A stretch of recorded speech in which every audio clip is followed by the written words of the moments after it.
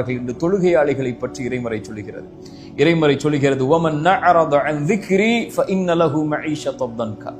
கவலையில் இருக்கிறீர்கள், கஷ்டத்தில் இருக்கிறீர்கள், செல்வ நெருக்கடியில் இருக்கிறீர்கள், கடனில் இருக்கிறீர்கள், வாழ்வில் பிரச்சனையில் இருக்கிறீர்கள், குடும்ப வாழ்வில் பிரச்சனையில் இருக்கிறீர்கள், கல்வியில் பிரச்சனையில் இருக்கிறீர்கள், பெற்றோர்களால் பிரச்சனை, பிள்ளைகளால் பிரச்சனை, உலக வாழ்வில் நண்பர்களால் பிரச்சனை, தொழிலில் பிரச்சனை, இவை எல்லா பிரச்சனைகளையும் சுமந்து கொண்டு தொழுகை உன்னிடத்தில் இல்லை என்றால் இந்த பிரச்சனைகள் ஒருபோதும் தீராது. தீர்ந்தாலும் பிரச்சனைகள் உன் வாழ்வில் முடியாது.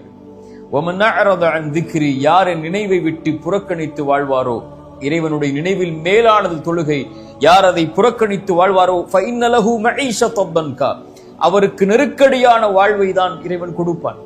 فَوَيْلٌ لِلْمُصَلِّينَ, தொழுகையாளிகள் நாசமாகுவார்கள். الَّذِينَ هُمْ عَنْ صَلَاتِهِمْ سَاهُونَ, தொழுகையிலிருந்து பொடுபோக்காக இருப்பவர்கள். தொழுகையை தாமதப்படுத்தி உன்னுடைய வாழ்வில் நிம்மதி கிடைக்காது. தொழுகையை தாமதப்படுத்தி உன்னுடைய வாழ்வில் கவலைகள் நீங்காது. தொழுகையை தாமதப்படுத்தி உன்னுடைய வாழ்வில் இருக்கக்கூடிய நோய்க்கு மருந்து கிடைக்காது. தொழுகையை தாமதப்படுத்தி உன் குடும்ப உறவிலோ உன் வாழ்விலோ இருக்கக்கூடிய பிரச்சனைகளை ஒருபோதும் நீக்க முடியாது.